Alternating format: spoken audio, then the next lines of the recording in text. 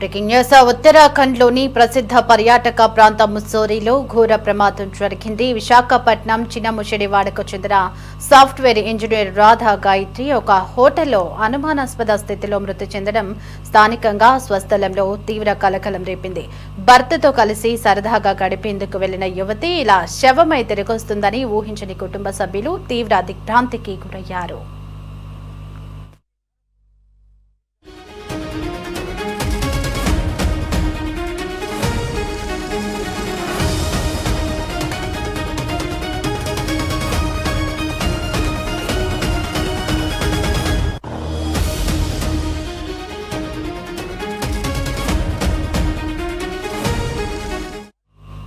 విశాఖపట్నం చిన్నముషిడివాడకు చెందిన రాధా గాయత్రి భర్త సౌమ్య శ్రీచరణ్తో కలిసి ఢిల్లీలో నివసిస్తున్నారు. గాయత్రి గురుగ్రామ్లోని ఒక ఐటీ సంస్థలో టెక్కీగా పనిచేస్తుండగా భర్త శ్రీచరణ్ పూణేలో సాఫ్ట్వేర్ ఇంజనీర్గా పనిచేస్తున్నారు.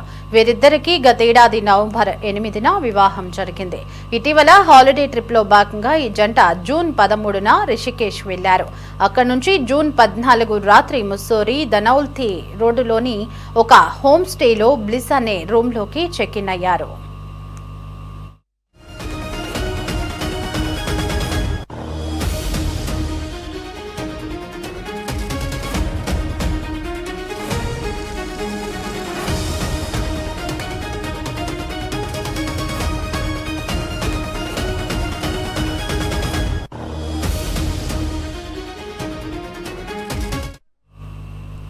సోమవారం ఉదయం హోటల్ గదిలో గాయత్రి స్పృహ లేకుండా పడి ఉందంటూ పోలీసులకు అత్యవసర సమాచారం అందింది. ఘటనా స్థలానికి చేరుకున్న ముస్సోరీ పోలీసులు, మెడికల్ సిబ్బంది ఆమె అప్పటికే మృతి చెందినట్లు ధృవీకరించారు. అయితే ఘటన జరిగిన తీరు పలు అనుమానాలకు తావిస్తుంది. గాయత్రి మృతదేహం దుస్తులు లేకుండా గదిలోని ఫ్లోర్ పై పడి ఉందని, బెడ్షీట్ పై రక్తపు మరకలు ఉన్నాయని Mussoorie police station in charge Devendra Singh Chauhan మీడియాకు తెలిపారు. గదిలో 2 ఖాళీ మద్యం సీసాలను కూడా పోలీసులు స్వాధీనం చేసుకున్నారు.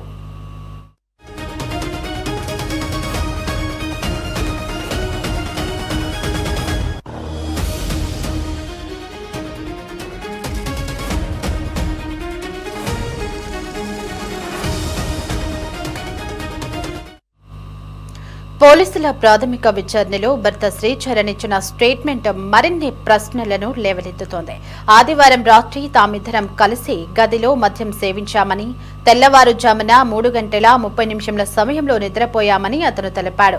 ఉదయం లేచి చూసేసరికి భర్తకు భార్య ఫ్లోర్ పై అపస్మారక స్థితిలో కనిపించిందని, ఆమె ముక్కు, నోటి నుంచి రక్తం కారుతోందని పేర్కొన్నాడు. భర్త మాటల్లోని వాస్తవాలను నిర్ధారించుకునేందుకు పోలీసులు హోటల్ సిబ్బందిని, ఇతర గదుల్లోని పర్యాటకులను కూడా ప్రశ్నిస్తున్నారు.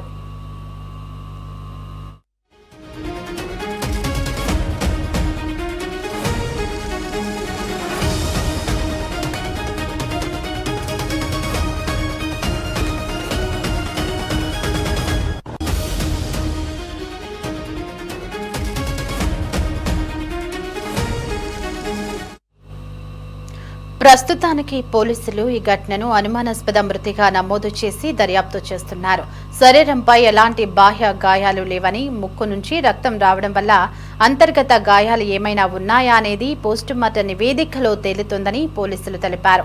కేసు అత్యంత సున్నితమైంది కావడంతో డెహ్రాడూన్లోని కోరోనేషన్ ఆసుపత్రిలో ప్రత్యేక వైద్యుల ప్యానెల్ చేత వీడియో రికార్డింగ్ ద్వారా శవ పరీక్ష నిర్వహించేలా ఆదేశాలు జారీ చేశారు.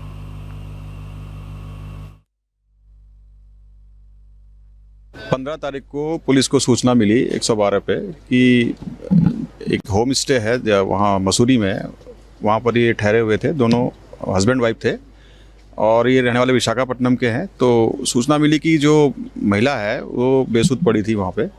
तो पुलिस मौके पर गई और 108 को भी साथ में ले गए थे। तो 108 वालों ने ये कंफर्म किया कि ये इनकी डेथ हो चुकी है और मौके पर जो हमारी टीम गई थी उन्होंने देखा कि वहाँ पर वो बेसुध पड़ी हुई थी और उसके नाक से थोड़ा सा ब्लीडिंग हो रही थी।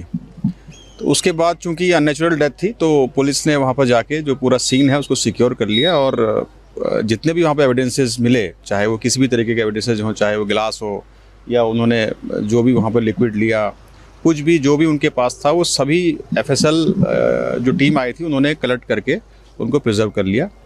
उसके बाद इनको आज सुबह पोस्टमार्टम के लिए यहाँ पर लाया गया और इनके परिजन भी यहाँ पर आए और फिलहाल परिजनों ने जो इनके है कि इन्होंने ये डिमांड की है, एक एप्लीकेशन दी है कि जो ये डेथ हुई है इसके जो कारण है उनका पहले पता लगाया जाए कि क्या एक्चुअल में डेथ कैसे हुई है। तो इसके लिए पोस्टमार्टम कराया गया, तो पोस्टमार्टम की रिपोर्ट अभी तक आई नहीं है और इसमें बिस्रा भी प्रिजर्व कर लिया गया है कि अगर कोई इंटॉक्सिकेशन हुआ है तो उसका भी पता लगाने के लिए बिस्रा भी प्रिजर्व किया जा रहा है और जैसे ये बिस्रा की रिपोर्ट आती है उसके बाद अग्रिम कार्रवाई पुलिस द्वारा की जाएगी। परिजनों से जो बात हुई है उसमें इनके बीच में तो ऐसा कुछ बहुत ज़्यादा ऐसा कोई झगड़ा वाली बात नहीं थी और इनके आपस में रिलेशन भी कॉर्डियल हैं दोनों परिवारों के। और बाकी जो वहाँ पर चीज़ें थी वो मतलब जैसे कुछ दवाइयाँ मिली, अभी वो दवाइयाँ सैंपल के लिए भेजी हैं और कुछ वहाँ पर ग्लास में लिक्विड मिला वो भी रख लिया गया है, तो उसको भी जांच की जा रही है। और फिलहाल इसमें जब तक हमारे पास बिस्तर रिपोर्ट नहीं आ जाती और वहाँ पर क्या